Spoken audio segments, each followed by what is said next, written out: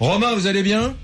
Bonjour Eric et bonjour aux invités. Je vous pose juste la question, vous savez ce que vous allez être là maintenant ? Vous allez être un teaser de vous-même. Mesdames, messieurs, si vous voulez écouter Romain après la pub, voilà de quoi il va nous parler. Romain, ouvrez les guillemets. Est-ce que vous êtes d'accord avec moi sur la France est en déclin et va finir comme la Grèce ? Si l'on ne change rien, on est exactement sur les mêmes rails que le train Grèce, oui. Très bien, vous m'expliquerez ça, vous me donnerez votre opinion argumentée, s'il vous plaît, Romain. Si c'est pour me donner juste un petit avis comme ça, je prends pas. S'il y a 2-3 arguments, j'achète. Mesdames, messieurs, dans un instant, Romain donc. Et puis la réponse d'Éric Cayer à ce que disait à l'instant Nicolas Bavray. RMC, carrément Brunet. RMC, carrément Brunet, Éric Brunet. Mesdames, messieurs, il s'appelle Romain. Il a 27 ans. Il habite dans les Bouches-du-Rhône, préfecture Marseille. Il a osé composer le 32-16 pour passer à l'antenne dans Carrément Brunet sur RMC à 13h30. Il est là. Romain, bonjour. Rebonjour Eric. La France est donc en déclin. Et tu penses comme moi, et vous pensez comme moi, qu'on se tutoie ou on se vous voit, mon cher Romain ? On peut se tutoyer, effectivement. Allez. Bon, et tu penses comme moi qu'elle pourrait emprunter le même chemin que la Grèce ? Oui, effectivement. Alors j'entends beaucoup parler de travail depuis tout à l'heure avec vos interlocuteurs. Alors ce qu'il faut pas oublier, c'est que si la Grèce était énormément sur le déclin ces dernières années, c'est parce qu'on avait ce qu'on appelle communément le black qui avait pris d'énormes proportions en Grèce. Et c'est le chemin qui est en train de prendre la France. Et le lien se fait entre le black et le travail. Aujourd'hui, on a deux types de population en France. On a une première partie de la population qui a perdu un petit peu la valeur travail, qui a perdu la valeur de l'effort, qui a accès à de nombreux droits en France, puisque toutes les aides sociales, les aides au chômage auxquelles on a le droit dans notre pays sont des droits, mais ces gens-là ont oublié un petit peu le devoir auquel ils devaient se plier pour avoir accès à ces droits-là. Quand je vois le peu de politiques qui essayent de trouver une nouvelle orientation de la société face à cette problématique-là, comme par exemple le département du Haut-Rhin qui avait proposé 7 heures de travail ou de bénévolat au sein d'une association pour en contrepartie de ces aides-là. Quand je vois le tollé que ça a provoqué, je me dis qu'on n'est pas prêt de faire changer les choses. Ah oui, c'était en contrepartie du RSA. Je me souviens de la polémique que ça avait suscité il y a quelques semaines. Vous touchez le RSA, en contrepartie, vous travaillez un jour par semaine, en gros. Hein. Effectivement, ça. Mais c'est quand même honteux, Eric, que ça crée une polémique en France, oui. Juste de demander un retour de la part des gens qui ont des droits. On leur redemande juste de ne pas oublier qu'ils ont des devoirs et de participer quand même à la société. Donc ça, c'est une première partie de la population. Cette population compte énormément sur la solidarité de l'autre partie de la population qui a encore cette chance d'être au travail. Le seul problème, c'est qu'aujourd'hui, cette partie de la population-là ne veut plus de cette solidarité. Quand on voit le black qui est en train de prendre des proportions énormes en France, je parlais avec une amie qui est instite sur la région de Marseille ce week-end, qui me disait qu'elle avait arrêté l'aide aux devoirs de manière officielle dans son établissement scolaire le soir, puisque les impôts qu'elle payait derrière étaient mais sans commune mesure par rapport à l'effort qu'elle faisait au sein de son établissement. Du coup, le soir, maintenant, qu'est-ce qu'elle fait ? Elle fait de l'aide aux devoirs, mais de manière non officielle, chez elle, à la maison. Donc c'est cette population-là qui a perdu cette énorme solidarité. C'était une maman qui faisait de l'aide bénévole dans l'école de ses enfants aux devoirs, c'est ça, hein ? Non, c'était une institutrice qui le soir restait, faisait des heures supplémentaires pour aider du coup les collégiens au collège. Oui. Mais elle a arrêté ce système-là et du coup préfère maintenant le faire chez elle, mais au black pour éviter de surpayer des impôts. On a une problématique, c'est qu'aujourd'hui beaucoup de Français payent de plus en plus d'impôts, mais les choses vont de plus en plus mal. Oui. Les gens seraient contents de payer des impôts si ça allait mieux dans nos écoles, si ça allait mieux dans nos hôpitaux, si ça allait mieux dans nos commissariats. Sauf qu'on paye de plus en plus et ça va de plus en plus mal. Restez Romain, ça c'est intéressant. Éric Cayer, qui est un des deux économistes qui est aujourd'hui dans Carrément Brunet. Bon, écoutez, il a raison, il y a une inflation de la sphère publique qui est hallucinante. Il y a eu une conférence de presse de l'INSEE il y a quelques jours. Je voudrais pas trahir ce qui a été dit, mais en gros, si j'ai bien compris, quand on prend un salaire moyen français, autour du tiers, environ 35% de ce revenu, de ce salaire, provient au sens très très large du système social. C'est-à-dire un tiers du revenu moyen d'un Français relève de la solidarité nationale, qu'il s'agisse alors des cotisations chômage jusqu'aux APL au sens large, quoi. Hein. C'est considérable. C'est absolument considérable. C'est-à-dire il y a une espèce de boursouflure, d'inflation de la sphère publique. Tout ça, c'est des impôts qui est incroyable. Et on a cette classe moyenne française qui prend l'essentiel de toutes ces dépenses sur ses épaules. Et cette croyance selon laquelle on va vaincre la pauvreté, la souffrance, la difficulté avec la solidarité, avec des mécanismes qui relèvent de l'assistanat. C'est un peu un truc faux, ça, non? Alors faux, c'est pas complètement faux. On prend après le nuancer, mais puisqu'on est allé très loin dans un côté, je pense qu'il faut aller dans l'autre. Vous voyez, dans ce qui marche, admettons, en France, justement, il y a le fait qu'on a les taux de pauvreté et les niveaux d'inégalité dans les plus faibles des grands pays développés, et ça après le modèle social. C'est-à-dire que globalement, quand on laisse faire l'économie, on a un niveau d'inégalité en France qui est assez élevé, mais grâce au modèle social, on le réduit considérablement, ce qui nous permet d'avoir un taux de pauvreté et un taux d'inégalité plus faible que l'Allemagne, vous voyez, avec un taux de chômage plus élevé. Donc ça veut dire que quelque part ça fonctionne. C'est la redistribution.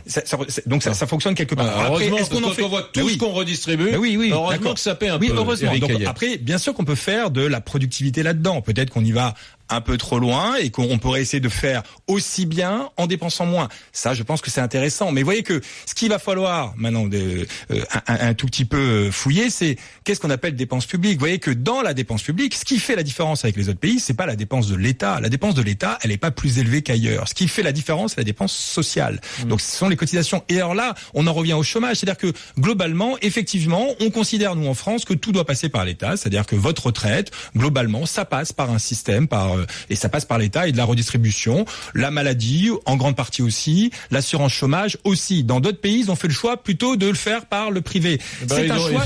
Moi, je pense qu'ils ont eu raison, mais ça n'engage que moi. Oui, c'est vrai, mais ça, c'est un choix de société. On voit bien l'avantage de ce choix-là. Vous voyez que on peut pas considérer que plus on a la dépense publique, moins on se porte bien. Vous voyez que les modèles scandinaves sont là pour nous expliquer qu'avec une dépense publique supérieure, vous pouvez avoir le plein emploi et vous pouvez avoir un PIB par tête supérieur. Donc, vous voyez que c'est pas aussi simple que ça. Bon, Romain, Éric Heyer a répondu sur ce point qui est l'inflation de la sphère publique. Moi, je voudrais juste, puisque je rappelle, mesdames, messieurs, si vous prenez l'émission en cours, que la France, pour moi, est en déclin et elle emprunte le chemin de la Grèce. Mes invités, Nicolas Bavret et Éric Heyer, que vous venez d'entendre à l'instant. Bon, je rappelle qu'on est en Grèce, peut-être en 2008, c'est la mémoire là.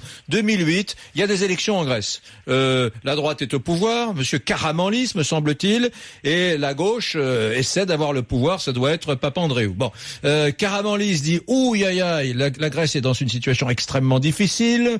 Il va falloir peut-être geler les salaires des fonctionnaires, augmenter le prix des transports, etc. Il dit attention, il faut que nous rentrions dans quelque chose qui pourrait ressembler à l'austérité. Face à ça, une gauche plutôt démago qui va avoir tendance à dire mais pas du tout. Au contraire, on va augmenter les retraites, etc. Qui est élu bien évidemment le candidat de gauche.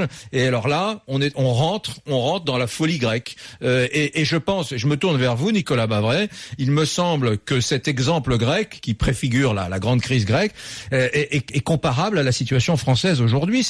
Qui procède de l'aveuglement non pas des élites là, mais l'aveuglement des citoyens eux-mêmes, des citoyens qui, à mon avis, font pas montre d'une très grande maturité démocratique. Je pense que s'il y avait un type demain en France qui disait 14 semaines de congés payés, il serait peut-être élu président de la République. On n'est pas tellement conscient de la situation dans laquelle nous sommes, Nicolas Bavret. Alors à gauche comme à droite, il y a des démagogues et il y a des gens responsables. C'est Mendes France qui disait que les comptes en désordre sont la marque des nations qui s'abandonnent. Et c'est vrai que les comptes de la France sont totalement en désordre. On a une dette publique de 97,5% du PIB, mais si on rajoute toutes les dettes cachées pour le chemin de fer, pour les hôpitaux, pour toute une série. En réalité, comme dit Mélenchon, c'est pas la dette qui fait mal, c'est l'austérité. Alors c'est pas grave la dette. La dette, on a l'impression qu'elle est indolore pour l'instant à cause des taux d'intérêt quasiment négatifs et de la politique de la BCE, mais c'est ce que nous a montré la Grèce, ou l'autre exemple c'est l'Argentine, c'est qu'il y a toujours un moment où on finit par devoir rembourser ses dettes, et à ce moment-là, ça se passe extrêmement mal. Donc, ce qui a été dit... je voudrais vous entendre plus sur la lâcheté des peurs. La lâcheté, c'est un mot très excessif, mais le manque de discernement des peuple. Regardez, les Suisses, il y a 2 ou 3 ans, ont par référendum refusé, je crois, la 5e semaine de congés payés. Mais quelle maturité démocratique. Ils ont dit, non, la Suisse n'est pas prête aujourd'hui à supporter ce poids-là, etc. En France, ça n'aurait pas été possible. Nous manquons quand même, à vous, dites-le, Nicolas Bavret, ce sont peut-être les gens, c'est votre public, c'est ceux qui achètent vos bouquins, que vous allez un peu tenser. Mais enfin, il faut admettre que nous ne sommes pas très sérieux, collectivement, nous, les Français. Toutes les démocraties sont des régimes compliqués à réformer. L'Italie ou l'Espagne, ce ne sont pas des pays qui sont faciles à réformer. L'Allemagne n'est pas un pays facile à réformer.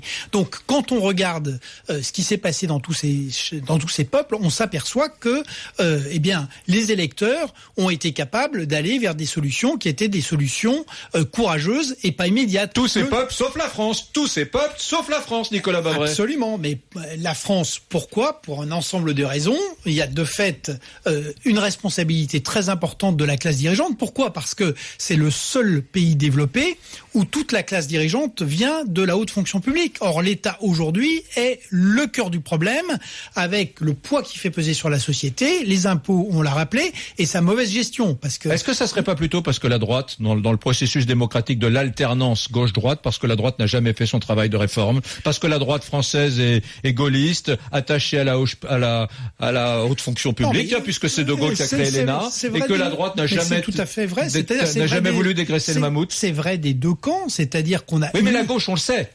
On sait que la gauche est attachée à l'État. Plus que la droite, on le sait. Enfin, je rappelle que c'est quand même pas normal que la gauche française n'ait toujours pas fait son congrès de Bad Godesberg. Et on le voit aujourd'hui avec ce qui est en train de l'éclatement, ce qui se passe et les frondeurs. Bad Godesberg, c'est la modernisation de la gauche allemande en 1900. Oui. Ça date de 59 tout de même. Et le Parti socialiste n'en est toujours pas là. Et on le voit, ça a un prix politique, puisqu'aujourd'hui, dans le chaos autour de la loi El Khomri, derrière, il y a le fait qu'il y a toute une partie de la gauche française qui vit encore, qui est avant 1959.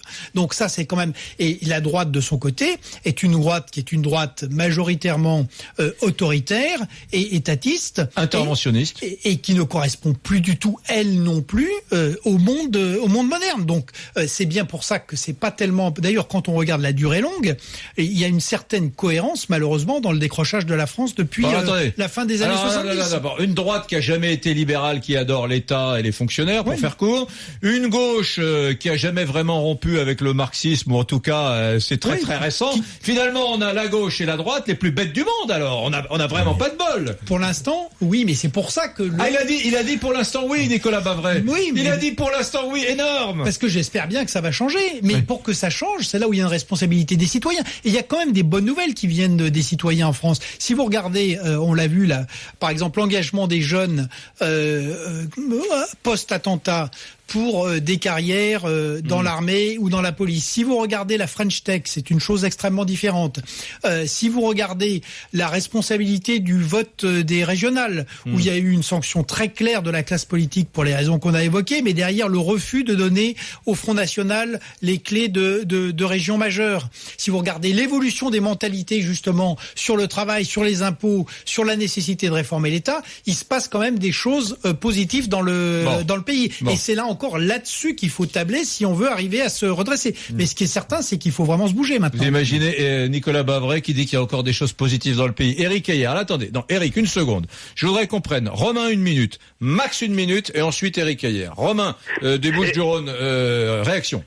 Oui, Eric, pour terminer, effectivement, il y a deux choses. Non, pas pour terminer. Tu vas faire croire à tout le monde que l'émission est finie, bon sang. Pour terminer, pour ma part, j'ai entendu beaucoup de choses et vous avez entièrement raison. Les Français sont perdus. Les Français sont perdus puisqu'ils n'ont pas eu en face d'eux une droite qui a fait les réformes qu'elle aurait dû faire. C'est entièrement vrai. Et aujourd'hui, on fait face à des gouvernements qui se succèdent et qui font des réformettes au lieu de proposer aux Français des projets sociétaux. Deux exemples. Redonner la valeur travail aux gens, ça passe par des petites et de grosses mesures comme l'a proposé le département du Haut-Rhin, et c'est des propositions qui font un tollé phénoménal, on en a parlé tout à l'heure. Oui. Il y a une émission qui est en train de faire polémique en ce moment, c'est l'émission Garde à vous sur M6. Ce serait un formidable projet de société. Ségolène Royal, qui est pourtant de gauche et qui est à l'extrémité de mes opposés, puisque moi je suis tendance plutôt de droite, Ségolène Royal avait proposé un service citoyen. Aujourd'hui, on manque d'énormément de bras dans des corps de métiers spécifiques. La boucherie, des métiers de la main. si on avait un service civique obligatoire qui formait un petit peu la jeunesse sur, pendant les 5 ans qui viennent, on manque de bouchers, on forme des bouchers pendant 5 ans. Dans 10 ans, on manque d'infirmiers, on forme des infirmiers par l'intermédiaire d'un service civique obligatoire. Oui. Ça, ce sont des projets sociétaux qui vont permettre de répondre à des problèmes sociétaux. Romain, je te rappelle que tous les jours à la fin de mon émission, je fais les emplois de job non pourvus. Je propose quelques emplois non pourvus, puisqu'il y aurait, paraît-il, dans notre pays, plusieurs centaines de milliers d'emplois non pourvus. Mais moi, je le fais tous les jours à la fin de Carrément Brunet, à 17h, à 13h57. J'ai 3-4 jobs, parfois 5-6, que je propose aux Français. Romain, je suis obligé de passer la parole à Max, là, parce que y a beaucoup de monde qui appelle le 32-16. Merci en tout cas à toi. Et c'était une intervention assez argumentée, donc j'aime beaucoup.